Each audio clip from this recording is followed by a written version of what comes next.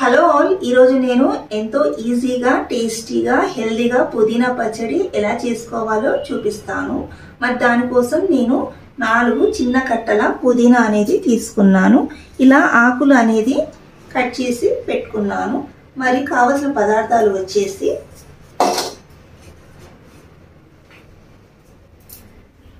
ఆవాలు, జీలకర్ర, పచ్చిమిరపకాయ ముక్కలు, పసుపు, వెల్లుల్లి రెబ్బలు, వేయించి దంచి పెట్టుకున్న నువ్వుల పొడి, ఉప్పు, మినపప్పు, శనగపప్పు, కరివేపాకు, అలాగే ఎండుమిరపకాయలు, కొద్దిగంత కొత్తిమీర, ఇంకా ఆయిల్. మరి మిగతా ప్రాసెస్ స్టార్ట్ చేద్దాము. మరి పచ్చడి చేసుకోవడానికి ముందుగా స్టవ్ వెలిగించుకొని ప్యాన్ పెట్టుకొని అందులో 1 టీ స్పూన్ వరకు ఆయిల్ వేసుకోవాలి.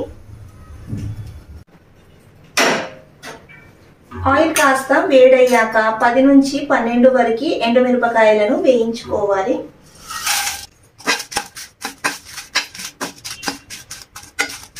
ఎండుమిరపకాయలు వేగిపోయాయి. స్టవ్ ఆఫ్ చేసుకుని మిక్సర్ గ్రైండర్లో వేసుకొని పౌడర్ రెడీ చేసుకోవాలి.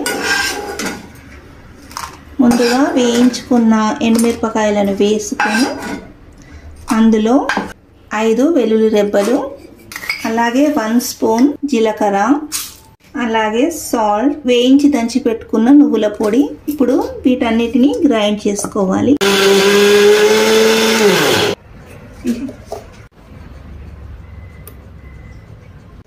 కట్ చేసిన పుదీనాని మంచిగా వాటర్ వేసి క్లీన్ చేసుకోవాలి.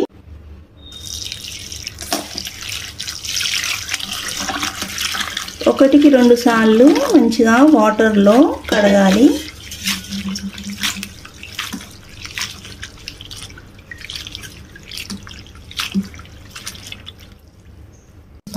నిమ్మకాయ సైజ్ అంతా చింతపండును ఇలా వాటర్లో వేసి కడుక్కొని నానబెట్టుకోవాలి. చింతపండును ఇలా వేడి నీళ్లు పోసుకొని నానబెట్టుకోవాలి.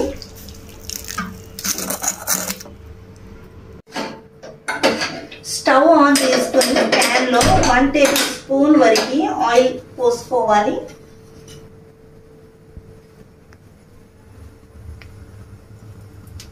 ఆయిల్ కాస్త వేడయ్యాక కడిగి పెట్టుకున్న పుదీనాను వేసి వేయించుకోవాలి.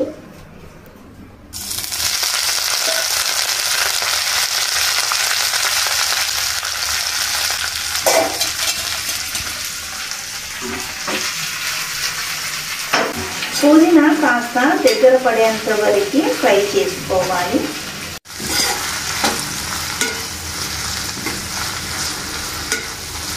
పుదీనాలో 1/2 టీ స్పూన్ వరకు పసుపు వేసుకోవాలి.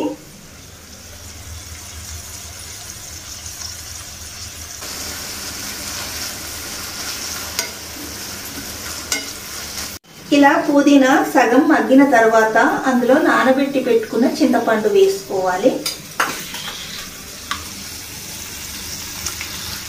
చింతపండుతో పాటు పుదీనా ఆకు కూడా మంచిగా ఫ్రై అవుతుంది. ఇలా ఒక 2 నుంచి 3 నిమిషాల వరకు మగ్గించుకోవాలి. ఇలా పుదీనా సగం మగ్గిన తర్వాత అందులో నానబెట్టి పెట్టుకున్న చింతపండు వేసుకోవాలి. చింతపండుతో పాటు పుదీనా ఆకు కూడా మంచిగా ఫ్రై అవుతుంది. ఇలా ఒక 2 నుంచి 3 నిమిషాల వరకు మగ్గించుకోవాలి. పుదీనాను ఇలా మగ్గించుకొని స్టవ్ ఆఫ్ చేసుకోవాలి. పుదీనా కంప్లీట్గా చల్లబడింది. ఇప్పుడు ఇంకొక మిక్సర్ గ్రైండర్లో మనం ముందుగా పొడి చేసి పెట్టుకున్న నువ్వుల పొడిని వేసుకోవాలి. నువ్వుల పొడి, ఎండుమిరపకాయలు దంచి పెట్టుకున్నాం కదా, గ్రైండ్ చేసుకున్నాం కదా, ఆ పౌడర్ని వేసుకోవాలి. ఆ తర్వాత మగ్గించుకున్న చింతపండు, పుదీనాని వేసుకోవాలి.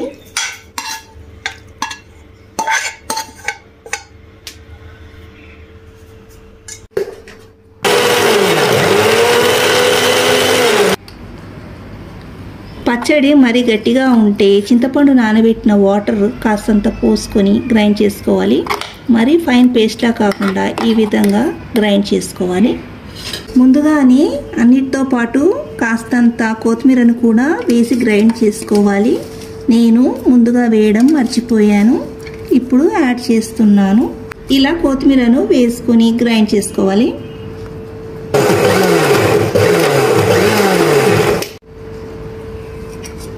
ఇలా కాస్తంత కొత్తిమీరను కూడా వేసుకోవడం వల్ల పచ్చడికి మంచి ఫ్లేవర్ అనేది వస్తుంది, చాలా టేస్టీగా కూడా ఉంటుంది.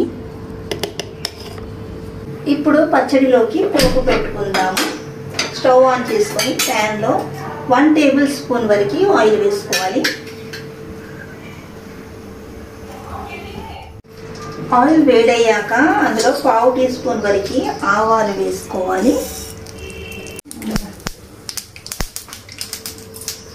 అలాగే 1 స్పూన్ వరకు జీలకర్ర,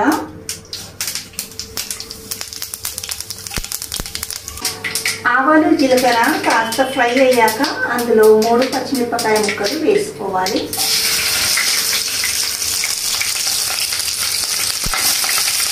వన్ స్పూన్ వరకు మినప్పప్పు, అలాగే 1 స్పూన్ వరకు శనగపప్పు, పచ్చా దంచుకున్న వెల్లుల్లి రెబ్బలు, కరివేపాకు,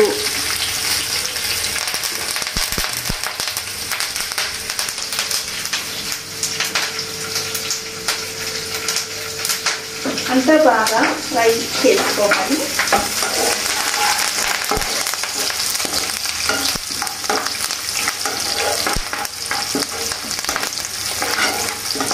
లో ఫ్లేమ్ పైన పోపు అనేది మంచిగా రెడీ చేసుకోవాలి.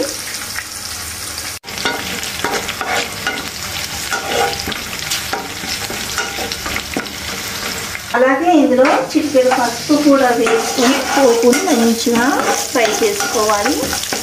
ఇలా ఫ్రై చేసుకున్నాక ఇందులో గ్రైండ్ చేసి పెట్టుకున్న పుదీనా పేస్ట్ వేసుకోవాలి.